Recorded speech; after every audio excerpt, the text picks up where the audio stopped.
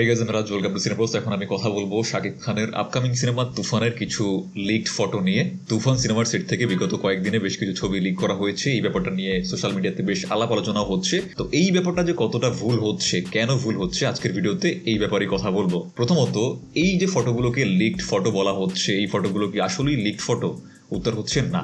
এগুলোকে প্রোডাকশন হাউসের তরফ থেকে জেনে বুঝে ইচ্ছে করেই আনঅফিসিয়ালি প্রোডাকশনের সেটের বিভিন্ন লোক থেকে সোশ্যাল মিডিয়াতে ভাইরাল করা হচ্ছে, যাতে করে এই সমস্ত সিনেমা নিয়ে সোশ্যাল মিডিয়াতে সবসময় একটা আলাপ আলোচনার সৃষ্টি হয়।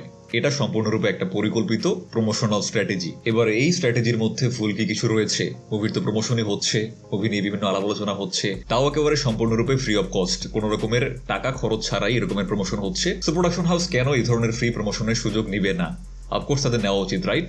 হ্যাঁ, অবশ্যই নেওয়া উচিত। এই জন্যই এখন যত ধরনের বড় বড় সিনেমা হয়, প্রত্যেকটা সিনেমার সেট থেকেই দেখবেন যে এরকমের ছবি ভাইরাল হয় এবং সেগুলোকে বলা হয় লিকড ফটো। বাট আসলে পুরো ব্যাপারটাই সম্পূর্ণরূপে পরিকল্পিতভাবেই করা হয়, most of the time at least. তো যেহেতু একেবারে ফ্রি অফ কস্টে এত সুন্দর প্রমোশন হচ্ছে, তাহলে তুফানের ক্ষেত্রে কেন এরকমটা বলছি যে এটা সম্পূর্ণরূপে ভুল হচ্ছে?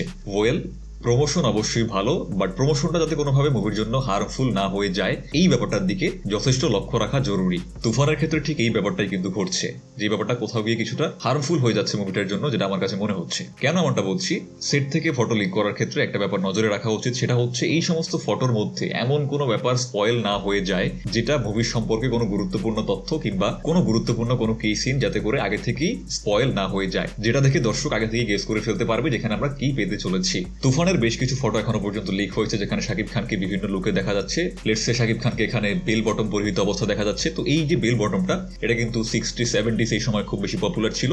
এরপরে 90s পর্যন্ত এই জিনিসটা প্রচলিত ছিল। তো আমরা যেহেতু জানি যে এটা একটা পিরিয়ড পিস বানানো হচ্ছে, তো ওই সময়কার কাহিনী এখানে দেখানো হবে। সো এই লুকটা ঠিক ওই সময়টাকেই নির্দেশ করছে, ওই সময় মানুষের ফ্যাশন সেন্স এরকমই ছিল। এই ব্যাপারটা একেবারেই হার্মফুল না। এরপরে যে আরো একটা ফটো লিক হলো, যেখানে আমরা শাকিব খানকে লম্বা চুল এবং দাড়ি প্লাস একটা হোয়াইট শার্ট পরিহিত অবস্থায় সেটে দেখতে পাচ্ছি, তার সাথে আরো অনেক লোকজনকে দেখা যাচ্ছে। এটাও একেবারেই কোনো হার্মফুল ছবি নয়, বিকজ এখান থেকে এই ব্যাপারটা দেখে কোনো কিছু গেস করা যাচ্ছে না যেখানে কি হতে যাচ্ছে বা এক্স্যাক্টলি কোন সিনের বা কোন দৃশ্যের শুট হচ্ছে। সো এই ছবিটাও ঠিক আছে। বাট আজকে কিছুক্ষণ আগে যে একটা ছবি লিক হলো, যেখানে একটা আউটডোরের ছবি দেখা যাচ্ছে, শাকিব খানকে গেঞ্জি পরিহিত অবস্থায়, তার গায়ে ধুলোবালি লেগে আছে। এর পাশাপাশি সামনে আমরা কিছু লোককে ব্যায়াম করতে দেখতে পাচ্ছি, কুস্তিগিরদের মতো। এখানে আপনারা নিচের দিকে যদি লক্ষ্য করেন, তাহলে আমরা নরম মাটি দেখতে পাচ্ছি, খুবই নরম ধুলোবালির মতো মাটি বা বালু, যেটা সাধারণত যে সমস্ত জায়গায় কুস্তি করা হয় সেই সমস্ত জায়গায় এই ধরনের মাটি থাকে, যাতে করে কুস্তিগিরদের ব্যথা না লাগে বা ব্যথা কম লাগে। তো এই ছবিটা দেখে এই ব্যাপারটা কিন্তু সম্পূর্ণরূপে পরিষ্কার যে এই সিনেমার মধ্যে শাকিব খানকে কোনো একটা দৃশ্যে হয়তোবা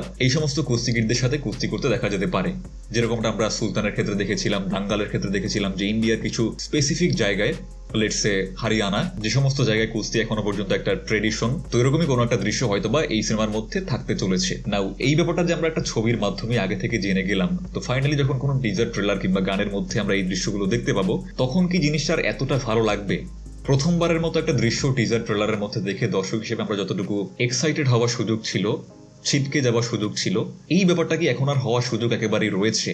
কারণ আমি তো এই ব্যাপারটা আগে থেকেই দেখে নিয়েছি, আগে থেকেই জেনে নিয়েছি যে এরকম কিছু একটা আসতে চলেছে। সো ওই যে একটা ইন্সপায়ারিং ব্যাপার যেটা পোস্টারের ক্ষেত্রে ঘটেছিল, লেটসে শাকিব খানের জন্মদিনে যে পোস্টারটা ড্রপ করা হয়েছিল তুফানের টিমের তরফ থেকে, কেউ যদি আগে থেকেই পোস্টারটা শুট করার সময় শাকিব খানের এই লুকটার কিছু বিটিএস পোস্টার ড্রপ করার আগেই অনলাইনে ছেড়ে দিত, তাহলে ফাইনালি যখন পোস্টারটা ড্রপ করা হলো, তখন কি আর আমাদের শাকিব খানের এই লম্বা চুলের এই দুর্ধর্ষ লুক দেখে এতটা ভালো লাগতো? দর্শকরা কি কখনোই এতটা শক্ট হতো? এই যে একটা ছিটকে যাওয়ার মতো ব্যাপার, এই ব্যাপারটা কি তাহলে আসলে তৈরি হতো?